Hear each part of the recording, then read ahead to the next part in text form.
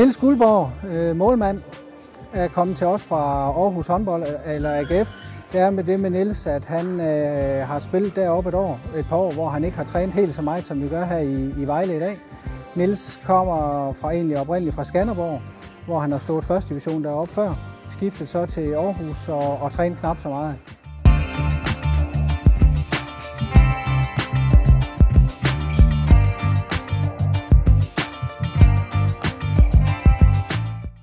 Hej, jeg hedder Niels Guldborg. Jeg er 25 år, fylder 26 lige om hjørnet. Jeg er kommet hertil fra AGF Aarhus, toppen af anden division, hvis man kan sige det sådan. Jeg har spillet i 2 sæsoner. Jeg er bosat i Aarhus, og før jeg røg til AGF, der har jeg spillet i Skanderborg i 3-4 sæsoner. Første division og anden division. Jeg var måske anden divisions bedste målmand sidste år.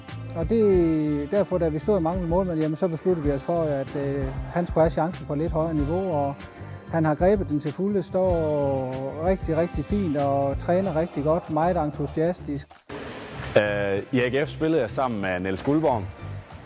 Meget energisk fyr, kendt for at råbe og skrige en del, selvfølgelig konstruktivt. Så jeg er overbevist om, at både jeres sponsorer og tilskuere, og hvem der ellers måtte komme i hallen, skal nok få hans røst at høre i den kommende sæson. Ja, som de fleste målmænd har et fantastisk temperament. Men en god fyr i truppen, og i det hele taget en herlig fyr, og vi glæder os til, at Rasmus han skal repræsentere Vejle her i den kommende sæson med en masse fine redninger. Jeg skal stå sammen med Frank Mikkelsen, som er kommet til fra Otterup.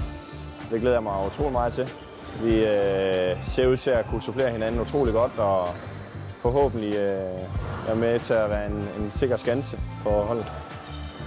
En forhåbning i hvert fald, det er, at vi klarer os fri af nedrykningspladserne og nedspilspladserne, og så kan være med til at drille alle hold. Jeg synes, vi ser ud til at have en spændende trup overalt, på alle pladser faktisk. Og jeg synes, vi starter egentlig med et godt forsvar, og så må vi tage den derfra, hvad det kan blive til. Men jeg synes, det ser fornuftigt ud i hvert fald.